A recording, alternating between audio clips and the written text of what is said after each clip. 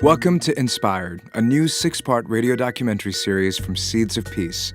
I'm one of your hosts, Bilal Qureshi. And I'm Marissa Mazria-Katz. I'm a journalist working in New York City. And I'm a radio reporter and producer based in Washington, D.C.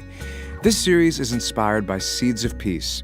For more than 25 years, the organization has been bringing young people together from across lines of conflict and cultivating new generations of global leaders. We are here, we are part of this America whose identity, I believe, is almost always changing. The political situation in Israel is the driving force behind all of my social work. For these audio documentaries, we've been traveling and meeting some of those people. From the schools of Lahore, Pakistan. These are the young people who are going to change the educational landscape of Pakistan and change it for the better. To the music studios of Jaffa, Israel. Art and music can serve a safe space for communication that's beyond Jewish or Arab, beyond whatever wall there is to be put. From the refugee camps in Palestine, there's a kind of little light in such big darkness. To the south side of Chicago. It was more about wanting to show other people that they're capable of being better, doing better, and seeing better. We'll hear about their inspirational journeys and the ways they've inspired others.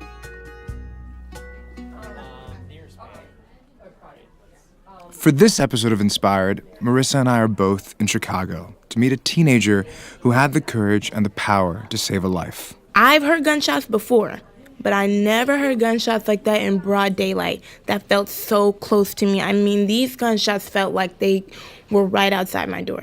This is the voice of Journey, the young African-American woman we've come to meet in Chicago. She was only 15 when a shooting happened outside her apartment. I wasn't thinking about being prepared for one of the gunshot victims to come through my back door. And he is bleeding. He has 2 wounds, gushing blood. He's holding his neck, and he's just like, I've been shot. Can you help me? Can you help me? Can you help me? I need help. But Journey is a certified first responder. And I'm like, yes, I can help you. And at 15, Journey saved that young man's life. She stopped the bleeding as paramedics finally burst through the doors. For years, Journey has been part of a program that helps everyday Chicago residents learn how to cope and respond to gun violence.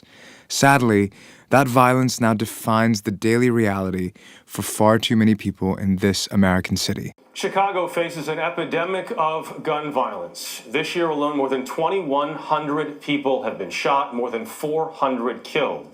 Later in this episode, we're going to return to Journey's story and the day she changed the course of someone's life.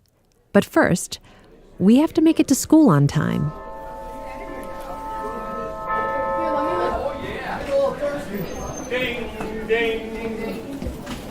Welcome to Harold L. Richards High School in Chicago. Things seem very ordinary here. Walls are lined with lockers, students roam the halls in cliques, texting and flirting between classes. We overhear the band rehearsing for the Christmas concert.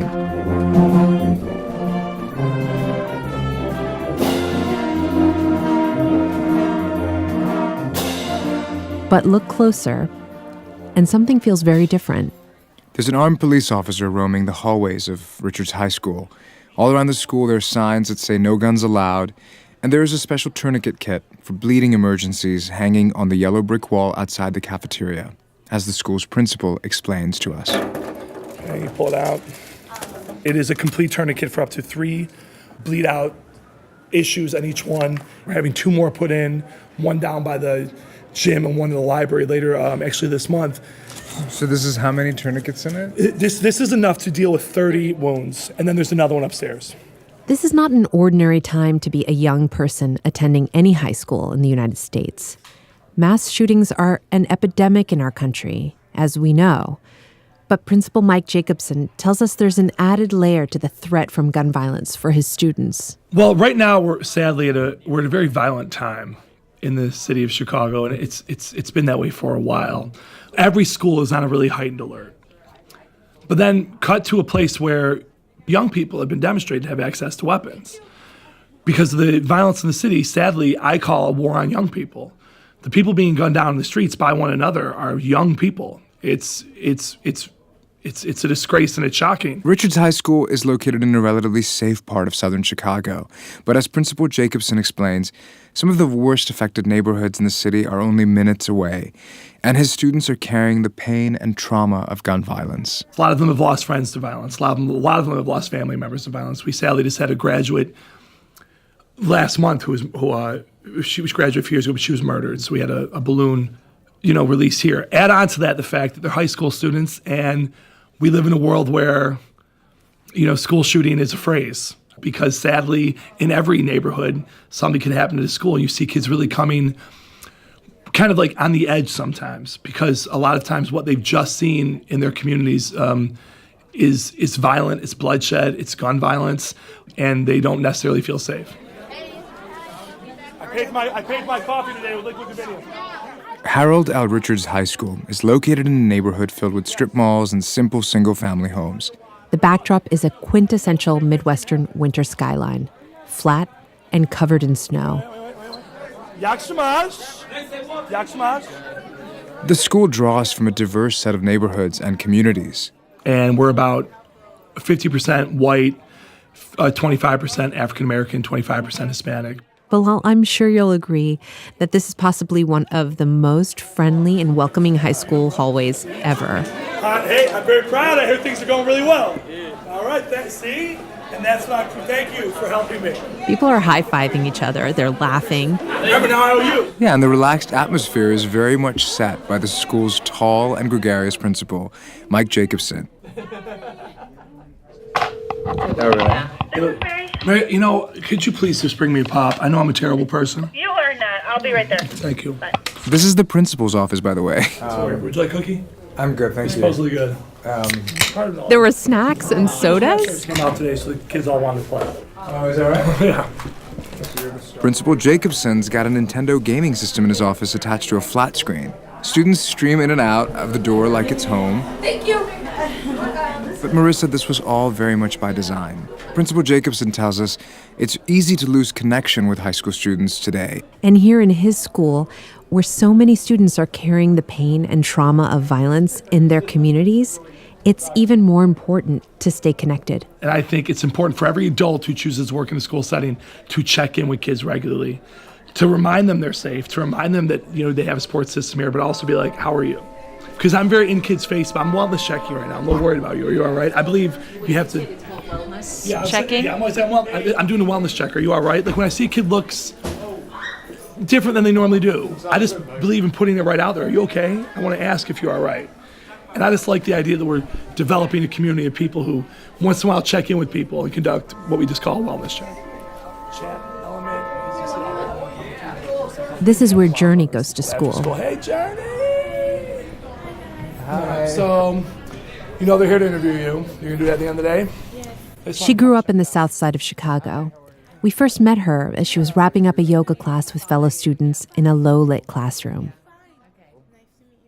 She has bright big eyes, a wide smile, and her hair pulled up into a tight ponytail. Go back in there. Sneeze loudly when you go back in there. As we sat down to speak and conversations turned to the headlines from Chicago, Journey tells us about how her mom shielded her from some of the more painful truths about her hometown. When I was very little, she always made it a priority to show me the beauty of Chicago, no matter what.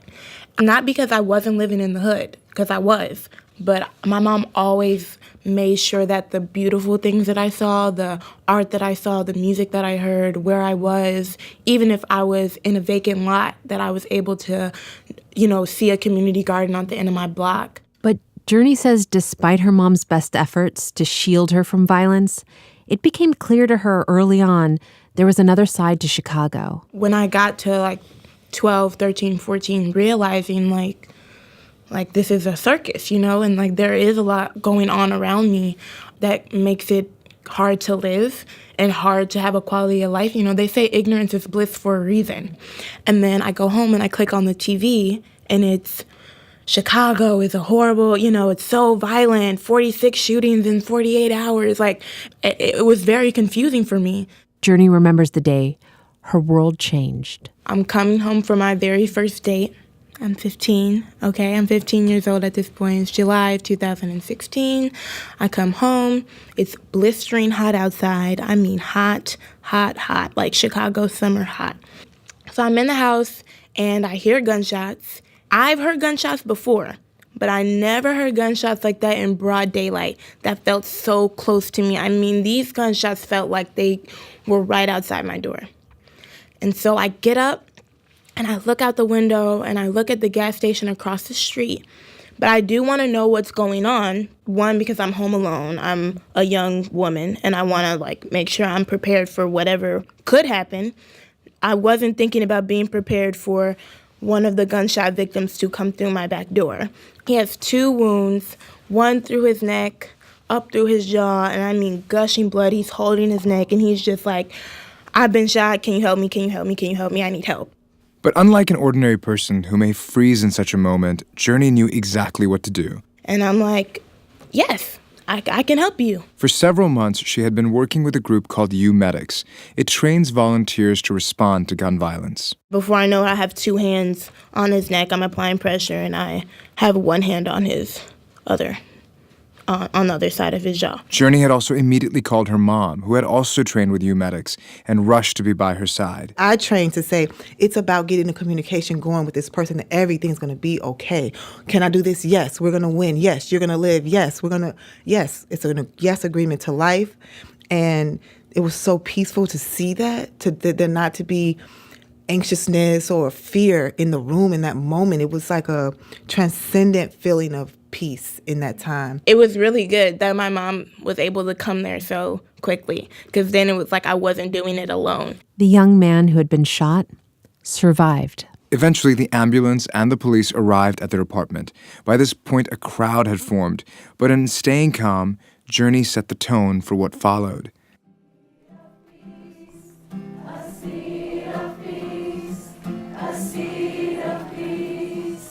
A few days later, Journey was on a plane from Chicago to Portland, Maine, to attend the Seeds of Peace summer camp. It's a leadership development program that brings together teenagers from conflict zones around the world and around the United States. Journey says she had never imagined that she would see something so violent in her own neighborhood. But going to Seeds of Peace showed her she wasn't alone. Going to Seeds was incredibly humbling. When you are from Chicago and you witness these things, you hear these things, or you live these things, you're like, this is the worst of the worst. You know, you don't really see the lens of what it's like to be from a different place. Or I didn't really see that until I went to Seeds. It gave me a lens, but it also gave me a much-needed healing. It is like utopia. Everybody wants to hear what you have to say. Everybody knows that they're not 100% right all the time. Nobody wants to debate. Everybody wants to have a meaningful conversation. It was a transformative summer for Journey, and she says coming home from that utopia was very tough. Journey says she leaned into her work with U Medics and became a certified trainer with the group. It was more about wanting to show other people that they're capable of being better, doing better, and seeing better in their community. You know, a lot of positive things happen, but when you're so jaded from horrible things that happen, it's hard for you to make space for positive opportunities and experiences. She's been coming into her own since the day of the shooting that changed her life. Journey says she's thinking about studying healthcare at college. She says she's learned how to believe in herself at a time and in a place that doesn't always believe in her. What I like so much about her is her selflessness. What I like so much about her is she wasn't running around telling everybody what she did. You know, she just did it and was surprised people made a big issue of it.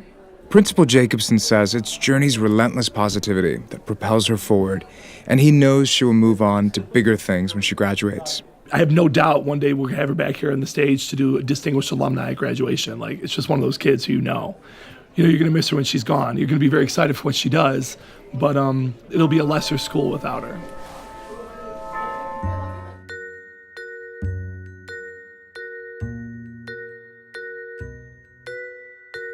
But before we left the high school, we asked Journey's mom, Kanisha, how she came up with her daughter's distinctive, unforgettable name. It's funny because Originally, I used to say little comments like, oh yeah, she a trip, or something like that. At some point, I started saying stuff like, it's an adventure, her life's so amazing. You know, I started to making it something that was like awesome. So that's all. Her name is Journey Brilliance. Too much, no, but I like my name. People used to be saying that my name sounds like a cruise ship, like the Journey Brilliance of the seas. I never heard that, see, you know? But that's like the worst of the worst. Like, I don't have a name that's like, I mean, there are some pretty bad names around here, so. Well, I'm kind of tempted to say thank you for sharing your journey with us, but I'm not going to say that. Thank you for taking I'm here for all the puns. All my white teachers would be like the band? And I would be like, sure. Yeah. Bilal, I love how down-to-earth she is. And Journey Brilliance definitely sounds like a name she is more than living up to. I couldn't agree more. It was such an interesting experience to be in Chicago with her.